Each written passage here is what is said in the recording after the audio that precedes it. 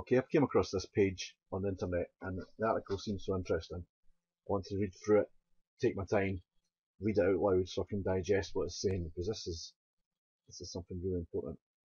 Okay, the headline is Confessions from the Underground World of Kindle eBooks, Part 1. I must remember to look up Part 2. This guy games Amazon and makes $150,000 a year off selling ghostwritten ebooks. Here's exactly how he does it.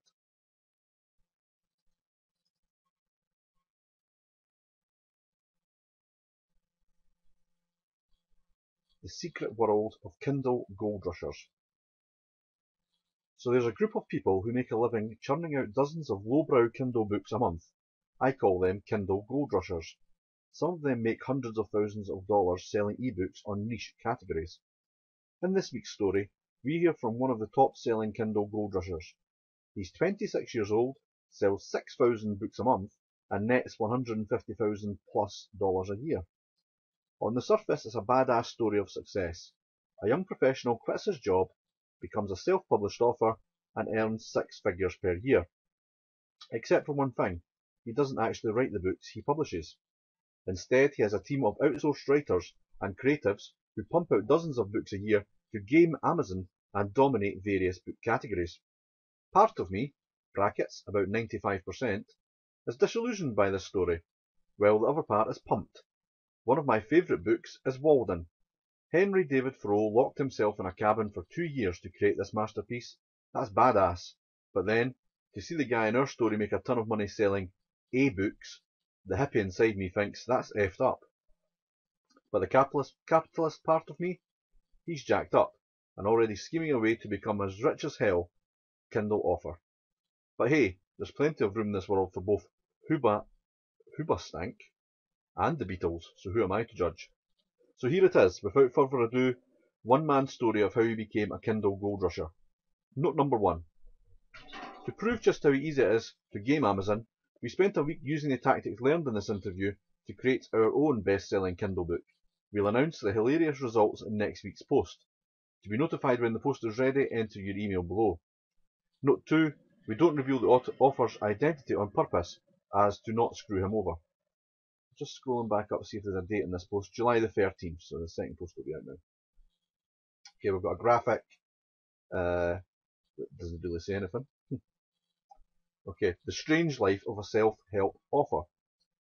Before my life as a semi-famous, best-selling self-help Kindle author, I was an corporate cog in the wheel with a meaningless graduate degree. I was grinding out 70 hours a week in an office with no sunlight, focused on becoming a senior associate and eventual partner. By the time I was 24 years old, I was bored and unhappy. Something had to change my life. After reading an article on Kindle authors and how their income was pretty much passive after the book launched, I thought, what the hell, maybe I should give writing a try. After checking out the self-help section in the Kindle store, I noticed how god-awful the writing was. I couldn't tell if someone had outsourced their book to a non-native English-speaking writer, brackets which is common, or if it was actually someone's legitimate effort of a book. I was shocked that anyone A, put this stuff for sale, and B, the book's actually sold. For example, here's an excerpt from a top-selling Kindle book.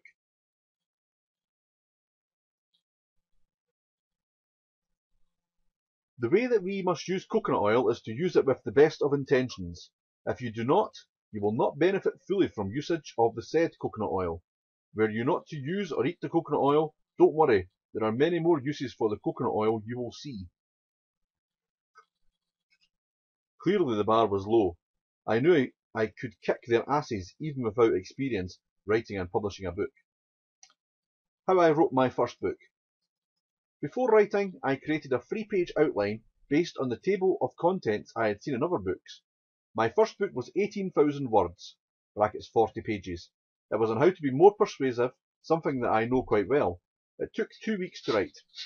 Since it was non-fiction, I didn't have to fact-check or cite anything, stroke anyone, which was one of the reasons it only took 2 weeks to write. That's the beauty of writing self-help books, brackets, and why it's easy to game. There's never really a wrong answer. After writing the draft, I had a cover made on Fiverr. A graphic designer in the Philippines created what I wanted for $5. Then I uploaded the book to the Amazon Kindle store. 11 copies sold the first month and 30 copies the second, netting 35 cents from each sale. The sales came organically from the Amazon search. Not much, but I enjoyed the prospect of being a published author, so I kept writing. After all, whose first effort ever hits the mark? I applied everything that I had learned about the process to my following books.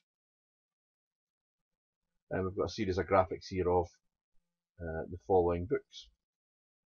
Believe it or not, these are all top sellers. We've got Charisma on Command, Conversational Speaking, People Skills, The Charisma Myth. Making the paper. I wrote 8 books within a few months, all on similar topics. 2 of them were each making $1,000 a month, and I was netting over $4,000 per month from Amazon. I literally did nothing to get a sale after the initial writing and launch. Too easy. It was an effing goldmine. I wasn't even working hard on them. Plus, since Kindle sales are all about the cover and book description, I studied copywriting, which helped a ton. Oh, and the content is kinda important too, brackets kinda. My progress was pretty effing amazing, brackets. I'm just as shocked as you are. But I was spending a ton of time, about 2 weeks, writing and editing each book. I'd heard that a ton of other Kindle authors hired ghostwriters so they could churn out a dozen books a month. To scale up my process and start making real dollars, I needed one myself. You'd be shocked how many of your favourite authors use ghostwriters, and after looking at some of my reviews, I can see why it works. The secret to making $10,000+ a month, ghostwriters. Surprisingly, I found my ghostwriter on the spammiest forum on the web, the Warrior Forum, a message board for sketchy internet marketers. I tried Elance and Craigslist, but Warriors Forum was the winner.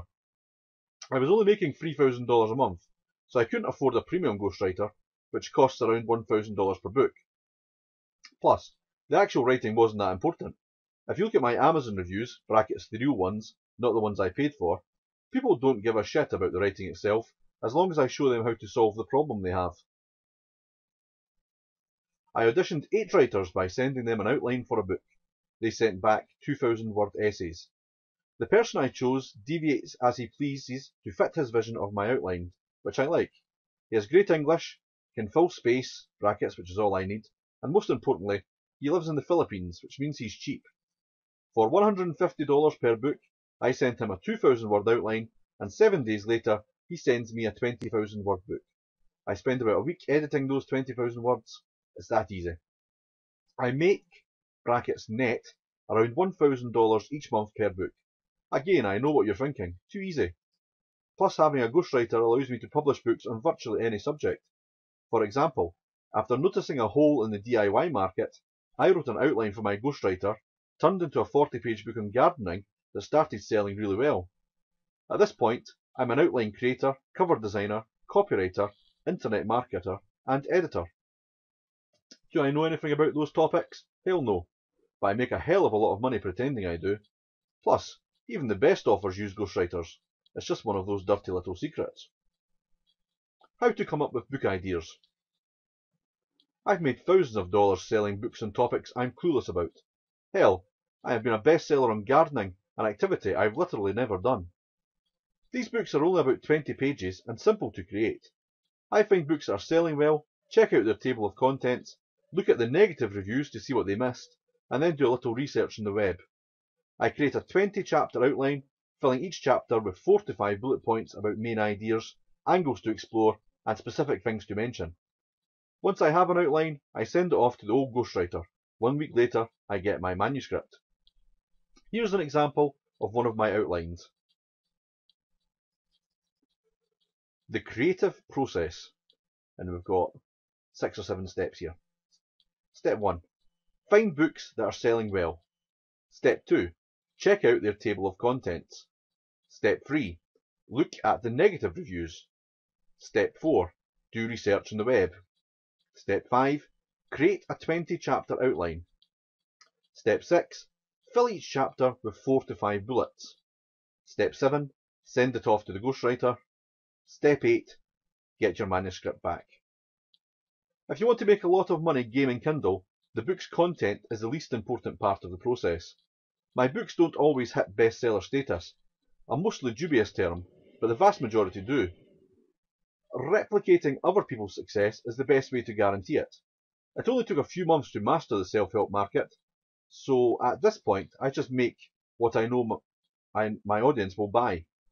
By the way, when most self-published authors brag that they are a bestseller, it technically means that they have reached the #1 spot in any category, no matter how small. And they're usually tiny categories, and only for a couple of hours. You can sell, or even just give away 50 books, and bam, bestseller. There's even a nice little bestseller badge that you can find on Amazon that many authors paste onto their book cover after the fact. Makes you question when someone calls himself an expert. Creating the outline and cover. My covers are actually almost universally praised, which is hilarious to me because they all cost $5. Yes, $5. Thank you, Fiverr.com. This means that my first few books, before The Ghostwriter, cost literally $5 in my time.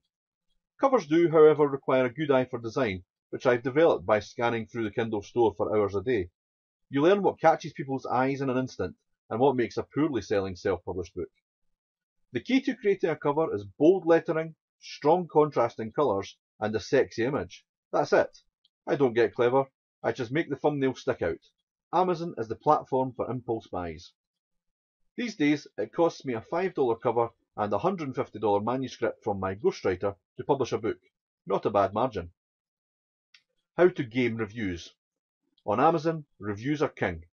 After publishing a book, Amazon gives you the option of giving it away for free for up to 5 days. This is when I used to send the book to 20 friends to review. I'd write each review for them, so all they had to do is copy and paste. This worked well, but it was also a pain in the ass, so I recently started paying someone to find reviewers for me. I found my fake reviewer on Craigslist after posting an ad looking for a content writer. He ended up being part of some kind of review circle that I still don't really understand, but I pay $3 per review that he gets me. However, there are tons of sites that do this. Do I directly pay for positive reviews? It's a thin line. I pay people to read my books, and hopefully they will review it. The reviews just always happen to be positive. Get you some. It's probably important to mention that I am one of the best Kindle authors. If I make it sound easy, it's because I kick ass at the process required to market a book. Plus, I don't give a shit what people think about me, and have no problem creating smut. So I guess that helps. Thousands of authors have tried to do what I have, and failed miserably. I'm not being arrogant about it, it's a quantifiable fact. A note from the hustle. To prove whether this anonymous offer's word is legit, we spent the last week gaming Amazon and trying to become a bestseller in 1 week. We will reveal the results on Monday, along with why this is a big problem that you should actually give a shit about. We will reveal the results on Monday. Enter ye all email in the box below to be notified when we post the results. 24 comments. Comment 1, and then Kindle Unlimited changed its terms and next month you'll make 10% of that. It's not really true. Comment 2, you are the man. This is very interesting. I had no idea so many authors had ghostwriters to do their work. Comment 3, the concept has been done to death before, and I'm sure there are a very few, who utilise such methods, but there's always a but, like, the article talks about marketing those books, and the reality is that 20 or 30 reviews simply isn't going to propel any book to large, continual sales. So where's the marketing? By the way, the link to tons of sites for reviewers appears to be a link to Fiverr cover creators, which isn't, as far as I'm aware, the same thing at all. Next week may be more interesting. Let's see if there's any more comments of interest.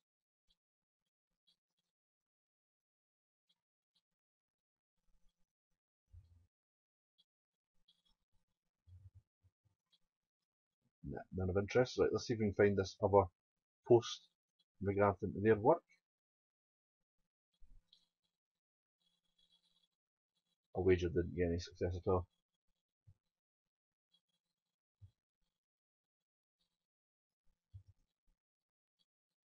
If we ever managed to get there. Okay, here we are.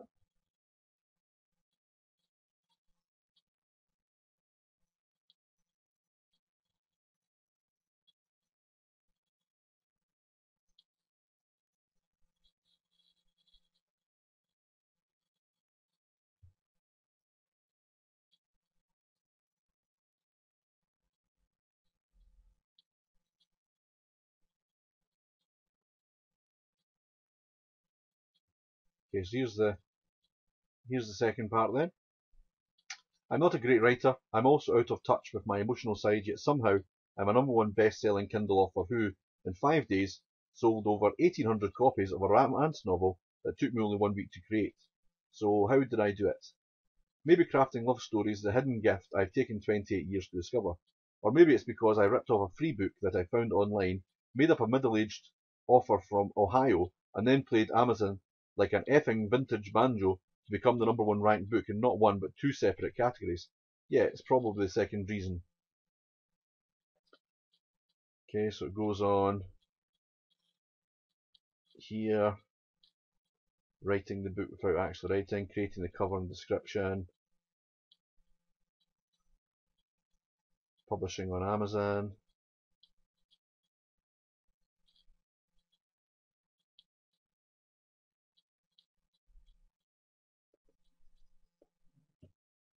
promotion,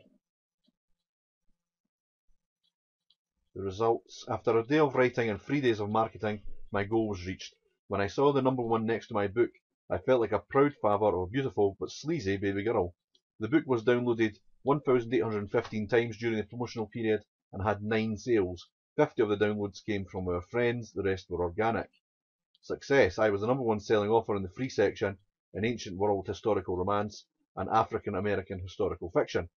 Did I give a shit that these categories had essentially nothing to do with the book's content? Not at all. I made the grade and hit it big time in only a week. I'm ready to start speaking at conferences. Gaming Amazon is plausible. Gut reaction, gaming Amazon is a tough issue. On one hand, readers are sometimes duped into buying books that come from less than reputable sources who have little expertise. Although my book is yet to make thousands of dollars like Our Insider, it did make a fake book and offer look very real, and realistically could have made a lot more money if I had more time. And even worse, anecdotal research showed that many of the Kindle gold rushers prey on vulnerable readers in the self-help section. On the other hand, does it really matter? The information age brushed away our internal filters and skepticism to the point where we take most things at face value. Shouldn't we be used to this by now? Essentially, we pay authors to do research on a topic and write about their findings, and there's always the chance they're wrong or wacko. Whose responsibility is it to enforce fact-finding and overall legitimacy? If someone wants to buy and believe these books, let them. Plus, don't you remember seeing cheesy paperbacks with Fabio on the cover at the grocery store checkout? How is this different?